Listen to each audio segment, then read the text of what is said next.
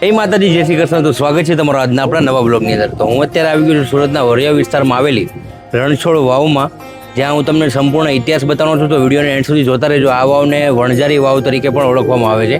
પહેલાંના સમયમાં જ્યારે વણઝારા લોકો અહીંયા વેપાર અર્થે સુરતમાં આવતા હતા, ત્યારે તેમના માલઢોરને પશુઓને પાણી પૂરું પડી રહે એ માટે આ વાવનું નિર્માણ કર્યું હતું. ને રણછોડ વાવ શા માટે નામ પડ્યું એ પણ હું તમને કહેવાનું છું. તો વિડીયોને એન્ડ સુધી જોતા રહેજો. અહીંયા બાજુમાં રણછોડરાયજીનું મંદિર આવેલું છે, તેને મિની ડાકોર પણ કહેવામાં આવે છે. જેટલા પણ લોકો આ વિડીયોને જોવો છો, ખાસ કરીને મારે તમને એક વાત કહેવી છે. અહીંયા હું આ વાવની અંદર એન્ટર થયો એટલે અહીંયા તમે જોઈ શકો છો ઘણી બધી નાના મોટી મૂર્તિઓ અહીંયા મંદિર મૂકેલા છે.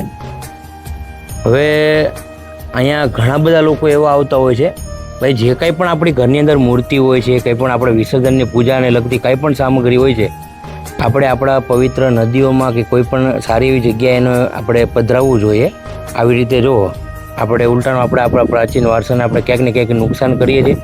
આપણે આપણા દેવી દેવતાઓનું અપમાન કરીએ છીએ. જો તમે ખાલી આ રીતે ન કરવું જોઈએ. અહીંયા બહાર પણ લખેલું છે, હું તમને બતાવું. ઘરના જૂના મંદિરિયા તથા ભગવાનના ફોટા અહીં મૂકી જવા નહીં. અહીંયા પણ બહાર આ જુઓ આવી રીતે ફોટો મૂકેલો જુઓ તમે ખાલી. રણછોડ વાવ વરિયાવ સુરતનો ઇતિહાસ ખૂબ જ રસપ્રદ છે. સુરતના તાપી નદીના કિનારે આવેલું વરિયાવ એક અત્યંત પ્રાચીન અને ઐતિહાસિક ગામ છે.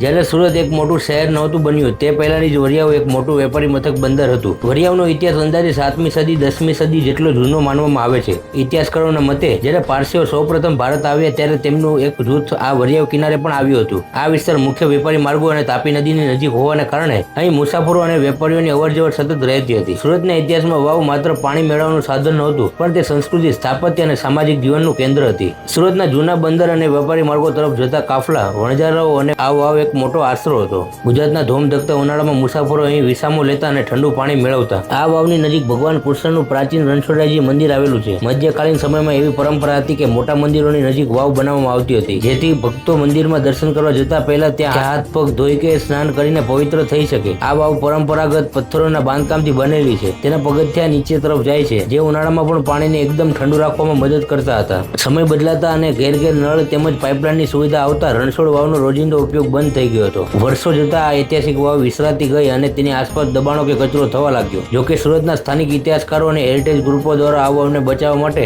અને તેનું અસ્તિત્વ જાળવી રાખવા માટે અવારનવાર અવાજ ઉઠાવવામાં આવે છે, જેથી સુરતની આ પ્રાચીન જળ વ્યવસ્થાપન અને સ્થાપત્યની વિરાસત આવનારી પેઢી પણ જોઈ શકે. ભગવતી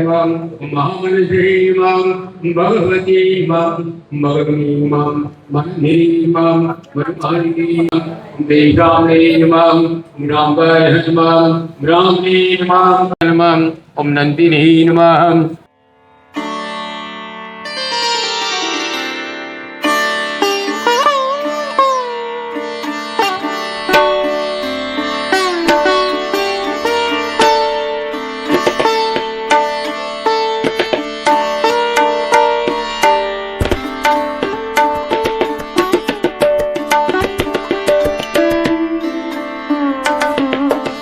વિડીયો ગમ્યો હોય તો લાઈક, શેર અને ચેનલને સબસ્ક્રાઇબ જરૂરથી કરી દેજો. મળીએ છીએ એક નવા બ્લોગ સાથે. આજ માટે બસ એટલું બોલો. જય દ્વારકાધીશ.